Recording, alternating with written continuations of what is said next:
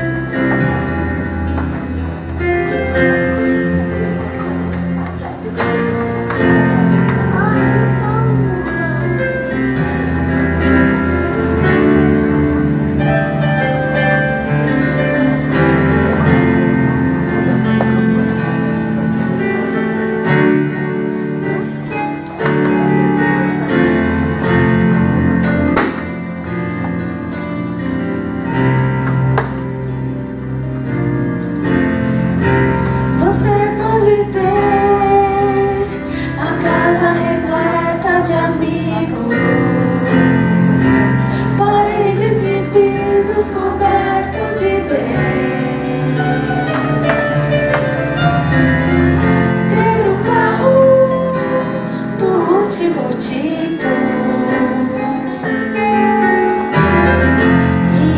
conforme der na cabeça.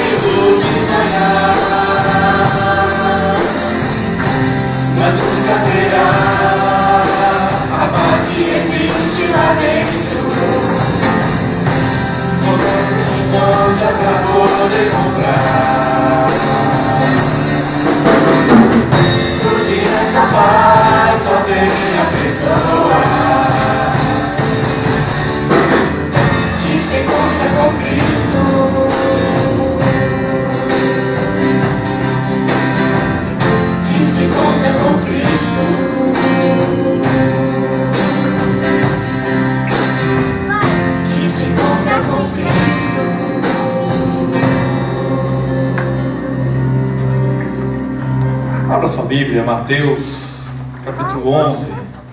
Enquanto você localiza na sua Bíblia, eu quero aproveitar nesse instante para saudar os nossos visitantes.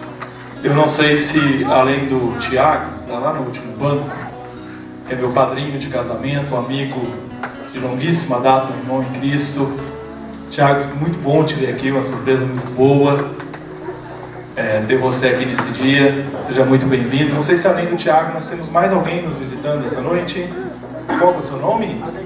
Adenilson, seja muito bem-vindo, Adenilson. Sinta-se à vontade no nosso meio e que o Espírito Santo esteja contigo também essa noite. Seja muito bem-vindo. A igreja costuma saudar os visitantes, não é? Eu aprendi isso aí, hein? Estão chegando, mas eu estou sabendo. Como é que a gente diz aos nossos visitantes? Sejam bem-vindos em nome de Jesus. Amém. Amém. Mateus capítulo 11, versículos 28 a 30. Eu vou fazer essa leitura na nova versão transformadora. Você pode acompanhar na tradução que você tem aí nas suas mãos. Mateus 11, versículo 28 a 30. Venham a mim, todos vocês que estão cansados e sobrecarregados, e eu lhes darei descanso. Tomem sobre vocês o meu jugo.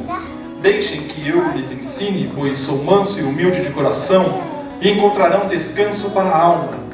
Meu jugo é fácil de carregar, e o fardo que lhes dou é leve. Você deve ter notado, se você pegou aí o boletim, que tem um tema na capa desse boletim, e o tema é alegria de viver. Passou o Natal, virada do ano, estamos aqui no primeiro domingo de janeiro, mês em que boa parte das pessoas tiram férias, o pessoal da escola está de férias, é um tempo de relaxar, de aproveitar a vida. E em tempos assim, em dias assim, os planos e sonhos do ano novo, muitas vezes fazem parte das nossas rodas de conversa. Até quem não está de férias, está no trabalho, volta e meia ouve lá, e aí, como é que vai ser o seu ano? O que você está planejando para esse ano? Isso faz parte da nossa rotina. E um dos sonhos que nos é apresentado, principalmente nos comerciais de televisões, e de televisão e de novelas, também é o sonho de se aproveitar a vida. Quando pensávamos e meditávamos sobre a primeira série de mensagens que nós faríamos aqui na igreja do Tucuruvi, o tema de como se encarar a vida e vivê-la me veio ao coração. E em oração, em conversa com os amigos, surgiu então um tema: viver é viver com alegria. Assim, ao longo do mês de janeiro, nós vamos meditar sobre a alegria de viver. E nós vamos perceber como Deus quer que você e eu nos aproximemos dele e vivamos em comunhão e tenhamos uma vida de paz e uma vida de alegria. E é neste sentido que hoje nós vamos conversar sobre o tema Aproveite a Vida. É interessante porque quando conversava com o Michel sobre essa primeira mensagem e falávamos a respeito das músicas do louvor, e eu disse ao Michel, vamos pensar numa música como tema dessa série. Quando o Michel me mandou a sugestão dessa música, eu falei assim, mas é em cima daquilo que nós queremos passar para a igreja nesse mês de janeiro, né? E nós vamos entender então hoje como o texto de Mateus 11 nos mostra a maneira de se aproveitar a vida.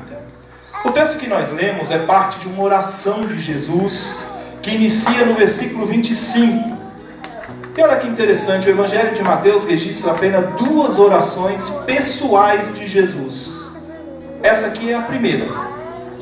A segunda é a que ele faz no Getsemane. É uma oração bastante conhecida. Senhor, se possível, passa de mim este cálice, mas seja feita a tua vontade e não a minha. E neste mesmo Evangelho, então, lá no Getsemane, Jesus ora por um assunto pessoal. Essa primeira oração de Jesus, que começa aqui no versículo 25, ela possui dois temas.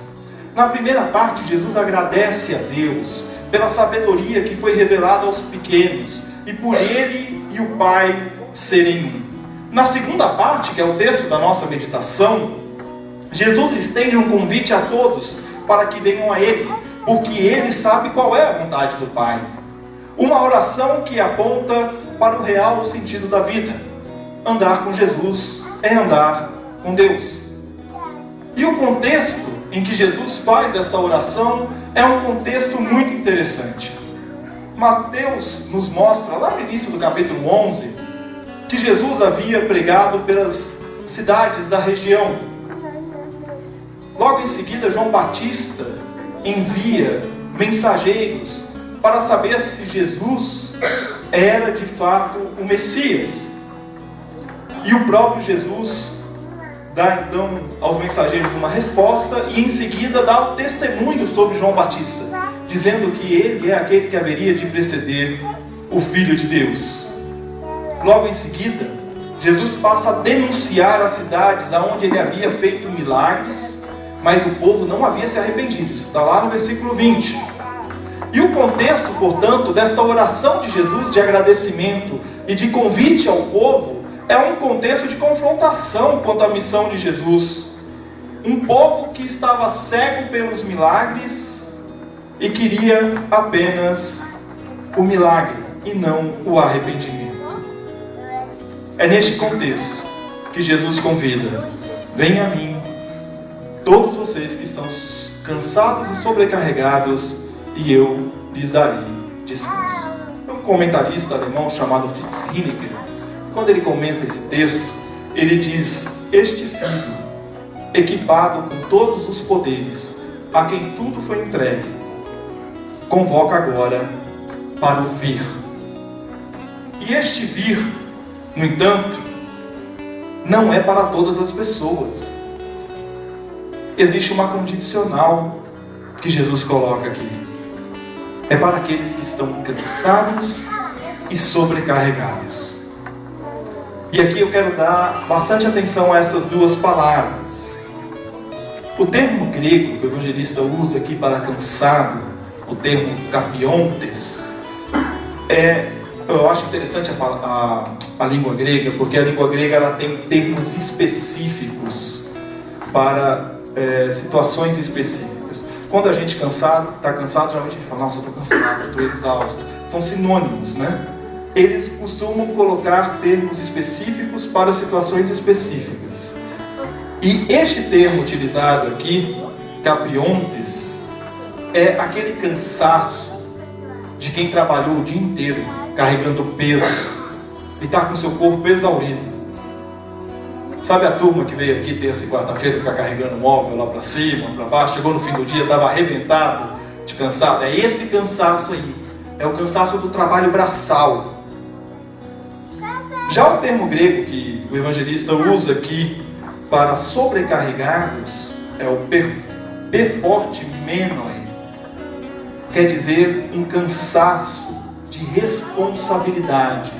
Então é muito mais um cansaço que diz respeito ao nosso pensamento, às nossas preocupações, aquilo que a gente carrega na nossa mente.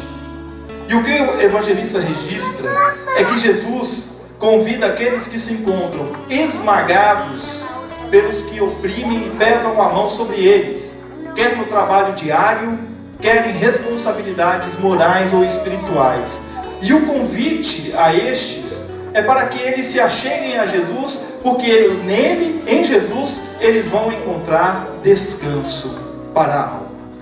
E é olhando para o cansado e sobrecarregado que Cristo convida, que eu quero te convidar a olhar para a nossa realidade hoje e pensar como nós podemos aproveitar a vida. Para tal, eu quero propor primeiro olharmos para como a nossa sociedade nos mostra o que é aproveitar a vida. E depois nós vamos entender o que Jesus diz que é aproveitar a vida. Quando eu pensava nessa primeira mensagem e em como a sociedade nos mostra como aproveitar a vida, várias imagens me vieram à mente. Entre elas, a dos comerciais de banco. Você já reparou que tem alguns comerciais de bancos que se a gente não prestar bastante atenção, parece que não é comercial de banco. Eles nos mostram histórias e sonhos que se realizam. Tem também aqueles comerciais que nos mostram que você pode realizar o que você quiser e que tudo está nas suas mãos. Dentre tantos comerciais, eu quero destacar um que com certeza você já deve ter assistido, passa bastante na televisão, que é um comercial do Banco Itaú. No final do ano, um comercial para a campanha Leia para uma Criança. Nele, uma mulher astronauta está a caminho do foguete. E a tomada que é feita dá claramente a entender que ela é a chefe da missão. E enquanto ela está ali colocando aquela vestimenta espacial e caminhando, o comercial vai mostrando flashbacks da infância dela. Dela no colo do pai, olhando a lua cheia, né? Ela faz um binóculo assim com a mão, e ela vê a lua cheia. Ela pedindo para a mãe ler para ela mais uma vez o livro de astronauta, e aí a mãe está no telefone, né? Chega para lá na filha, depois ela volta lá e lê com a filha a história. E o comercial de 2 minutos termina com aquele foguete decolando, ela como chefe da missão, comandando aquela viagem à lua, e o sonho dela se realizando. Quem não está muito atento e se deixa envolver pela história, pode acabar acontecendo o que aconteceu comigo quando eu vi pela primeira vez esse comercial. Eu estava em lágrimas no final, eu olhava assim e falava, meu Deus, que história linda! Mas aí dá aquele clique e você fala assim, epa, é um comercial de banco. O que existe por trás disso tudo? O que o banco quer ao incentivar a leitura para uma criança? E não há nada de errado isso, nós devemos ler para os nossos filhos, para os nossos netos. Mas o que o banco está transmitindo ali de mensagem? Que aquilo que você sonha e aquilo que você quer, você pode realizar. Outra imagem que me veio à mente, enquanto eu pensava no conceito de aproveitar a vida que a nossa sociedade apresenta, é o das novelas. Eu não vou dizer aqui para vocês assistir ou não assistir novela, né? Não se preocupe com isso. Uma decisão sua. Eu apenas quero destacar um aspecto que é recorrente em quase todas as novelas, e que é uma mensagem que é passada há anos pelas tramas televisivas. Você já reparou como o enredo das novelas nos convidam a viver de maneira a realizar os nossos desejos e prazeres? Sempre tem uma novela, não importa se é de época, do que é, sempre tem um casal que se separa porque um dos dois se apaixona perdidamente por alguém e ele resolve simplesmente acabar com a família. E aí o outro cônjuge é pintado como a pior espécie da humanidade e ele é pintado como o mocinho ou a mocinha da história. E isso acontece de maneira recorrente nas histórias das novelas.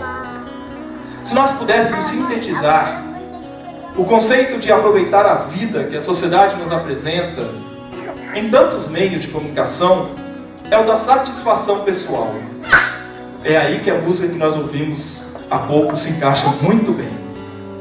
Quando você vê os comerciais, as produções artísticas, principalmente para a grande massa, o que nós temos é a satisfação pessoal colocada como objetivo maior da vida.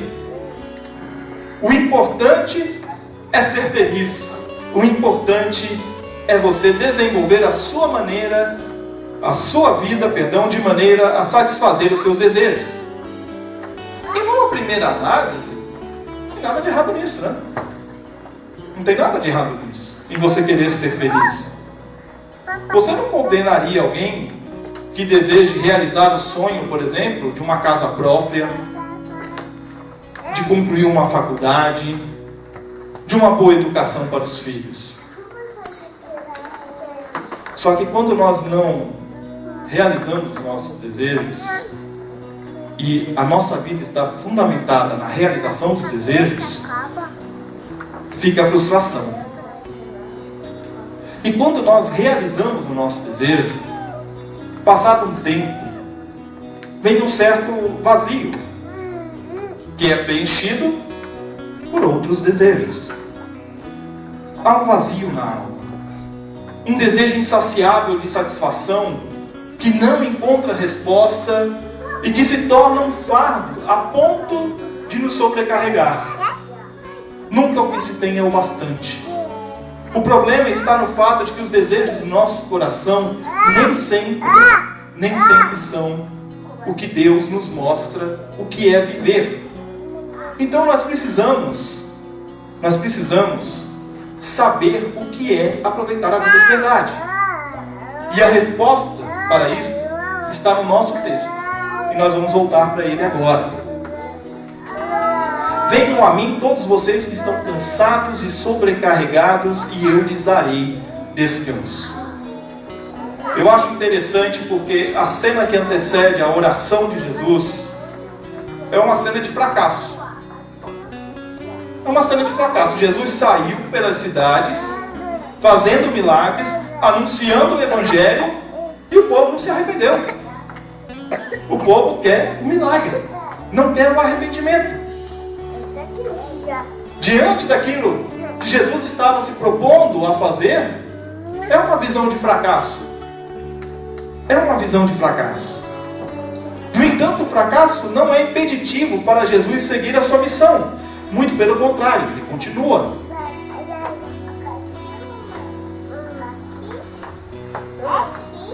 E diante da inimizade e rejeição daqueles que só querem o milagre, e veja bem como é interessante, quando você deseja muito um milagre, você tem que tomar cuidado para que este milagre que você está desejando não seja algo para a sua satisfação pessoal. Milagres não são feitos para a satisfação pessoal, são feitos para a glória de Deus. É diferente. É diferente. Então, diante destes que rejeitaram a Jesus e que só querem a satisfação pessoal, Jesus convida, em alto e bom som: venham, eu tenho o descanso que vocês precisam. Vocês só querem saber do milagre, mas eu tenho o descanso para a tua alma. Eu tenho descanso para você. E quem eram estes cansados e sobrecarregados a que Jesus faz referência? Eram justamente os que sofriam nas mãos do sistema religioso da época. Eram os que, por conta da lei e de uma leitura equivocada da lei e dos profetas, precisavam cumprir aquilo que Mateus, o próprio Mateus fala no capítulo 23, versículo 4. Mateus chama de exigências insuportáveis, dadas por aqueles que não movem sequer um dedo para aliviar os fardos. Esse é aquele texto que Jesus fala assim: vocês impõem fardos pesados na costa do povo apenas para poder alongar os seus filactérios, né? Aquela corda que o fariseu carregava, né? E quando nós falamos de sistema religioso no primeiro século, este sistema não está desassociado do sistema social. O sistema religioso regia a vida social do primeiro século, apesar do Império Romano estar ali. E o que Jesus está oferecendo a estes cansados e sobrecarregados, e também a nós hoje, é o descanso. Eles não vão ter mais que suportar os fardos das exigências legais e opressoras, e que são impossíveis de serem cumpridas. A liberdade que Jesus oferece é a de descansar nele, sem amarras, sem o penoso trabalho de cumprir regras inventadas. Como, no entanto, alcançar tal descanso por mérito próprio é impossível. Jamais alcançaremos.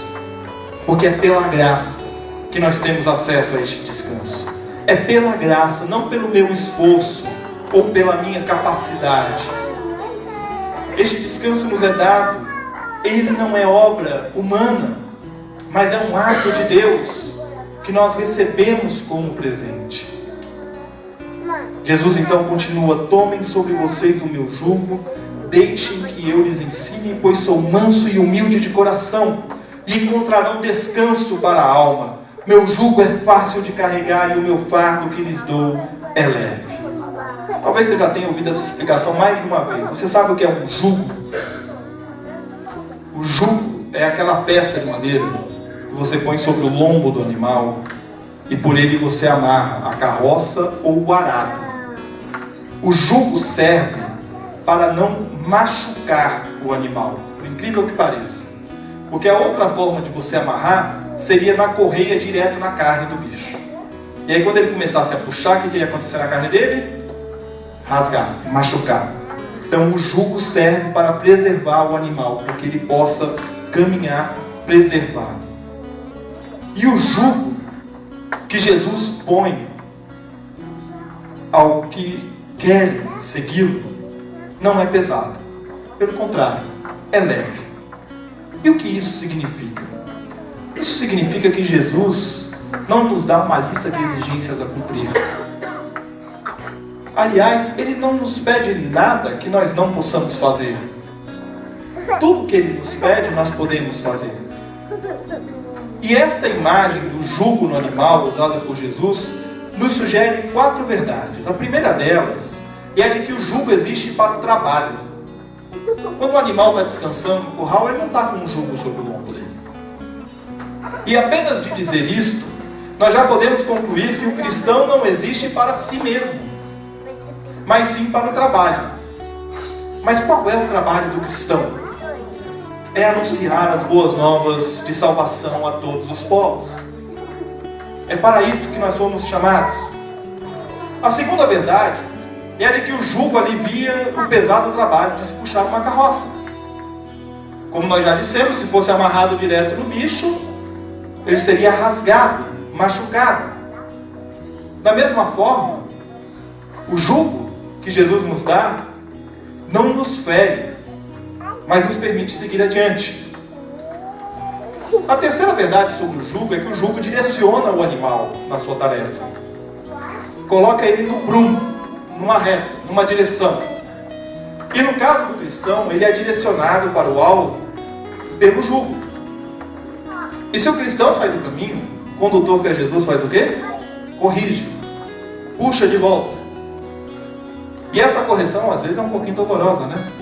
Porque às vezes a gente é aquele animal meio bravo, né? Que resolve sair um pouquinho mais, aí tem que dar um cutucão mais forte para voltar. E a gente não tem que se rebelar, não. A gente tem que aceitar a correção que o Senhor nos dá, com alegria, com arrependimento. E a quarta e última verdade é que, via de regra, o jugo é duplo. Não é só uma pessoa sozinha carregando. Não é só um animal sozinho puxando a arado. Geralmente são 2. Não é só um animal sozinho puxando a carroça. Via de regra são 2. Nós não andamos sozinhos. Nós temos alguém do nosso lado, caminhando conosco. Nós não estamos sós. Jesus está conosco. O nosso irmão de fé aqui dessa comunidade caminha conosco. Fabiana falou acertadamente, o Espírito Santo é maravilhoso, né? Fabiana falou acertadamente durante o louvor que nós não estamos aqui à toa, né? Nós estamos aqui porque tem um propósito para isso, né? Jesus não fez um sorteio falando assim, ó, você vai lá para a igreja do Tucuruvi, você vai lá para outra igreja tal. Não, Ele nos trouxe para cá por algum propósito. E nós caminhamos como comunidade dessa maneira. Nós não estamos sós, nós estamos acompanhados. E Jesus coloca sobre nós um jugo suave, um jugo leve, e Ele nos convida a aprender dele, ou seja, a ser o seu seguidor. E diz o mestre que ele é manso e humilde de coração. Essa palavra tem muito a ver com a aula da escola dominical de hoje de manhã, quando nós falamos sobre a queda, sobre a condição de pecador do ser humano. Essas qualidades, manso e humilde, precisam ser vistas naqueles que são os discípulos de Jesus. Essas atitudes devem ser constantemente expressas e vistas na vida do cristão. Se nós somos discípulos de Jesus, seremos como Ele é. E Ele não usou máscaras. Ele não foi uma encenação de parecer humilde. A sua mansidão e a sua humildade eram frutos de uma atitude interior. Fazia parte da natureza dele. E isso se expressava exteriormente. Para dizer uma palavra talvez mais direta, a mansidão e a humildade dele não era de domingo à noite. Não era apenas durante a atividade da igreja. Não era apenas durante um momento específico, mas era constante. E quando nós vivemos conforme a vontade de Deus, nós vivemos e experimentamos o descanso da alma. Descanso que é fruto do jugo suave de Jesus, que nos ensina a sermos mansos e humildes. Você quer descanso para a sua alma? Hoje, já, aproxime-se de Jesus. O grande contraste entre o que a sociedade nos diz, do que é aproveitar a vida, e o que Jesus nos diz que é aproveitar a vida, é justamente o descanso para a alma. Se você prestar bastante atenção no que nos é mostrado diariamente na televisão, na internet, nos jornais, na rádio, daquilo que é publicado nos livros que nós lemos, enfim, o que a sociedade e o mercado quer que a gente veja regularmente, o que você verá é que nunca você terá o bastante. Sempre vão querer que você tenha mais e mais. Não haverá saciedade para a sua alma.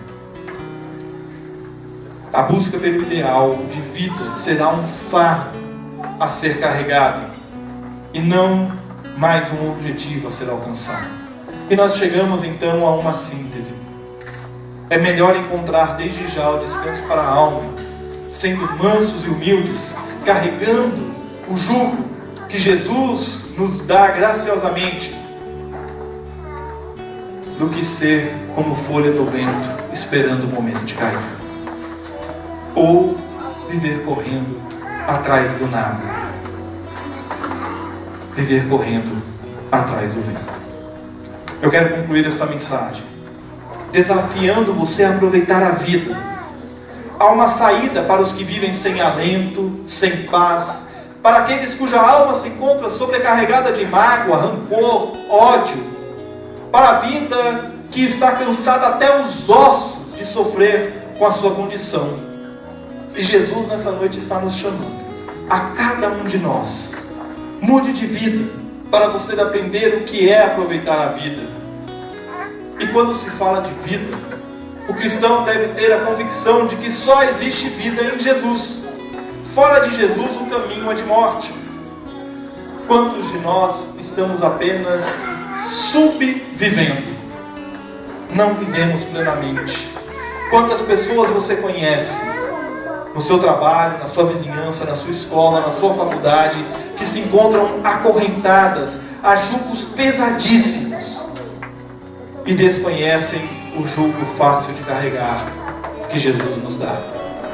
A alegria de viver consiste em aproveitar a vida. E para tal, é preciso compreender que, como foi cantado antes da mensagem, você pode ter uma casa repleta de amigos, pode ter tudo o que puder comprar, andar conforme der na sua cabeça, mas você jamais terá a paz que somente Cristo pode dar. Se você quer aproveitar a vida, entenda, só há uma maneira de se aproveitar a vida, com aquele que é o doador da vida, Cristo Jesus. Sem Cristo não se vive, e portanto não há como aproveitar a vida. O descanso para a alma só existe naquele que é o doador da vida, que é Jesus. Você pode procurar em todos os cantos, você não vai achar. Você não comprará o descanso para a alma, que é um descanso renovador e revigorante, não apenas para a alma, mas para o corpo e para a mente. Alegria de viver. Como ter a alegria de viver? É aproveitando a vida com Jesus. Este é um grande desafio para nós, que estamos inseridos numa sociedade regida pela busca da satisfação pessoal baseada no dinheiro. E por falar em dinheiro, deve ter percebido que eu não falei muito do dinheiro hoje, né? Caberia até falar com esse tema, né? Mas é porque no próximo domingo nós vamos falar sobre dinheiro. E o tema da próxima mensagem é que o dinheiro não é tudo. Até lá, eu quero desafiar você a aproveitar nessa semana a reler este texto de Mateus 11. Nós estamos gravando a mensagem de hoje, o culto de hoje. A gente vai mandar o link para você poder assistir, ouvir novamente esta mensagem e meditar. E o meu desafio para você é que, ao meditar novamente nessas palavras que foram ditas aqui hoje, neste texto bíblico, meu desafio para você é que você tenha a coragem de orar pedindo a Deus aonde você tem negligenciado, aonde você não tem aproveitado a vida que Ele lhe dá. Peça que Ele lhe mostre. Peça no poder do Espírito Santo que Deus te mostre aonde você tem se distanciado do jugo do Mestre, mas principalmente como você pode crescer para a honra e glória de nosso Senhor Jesus Cristo. Que Deus assim nos abençoe.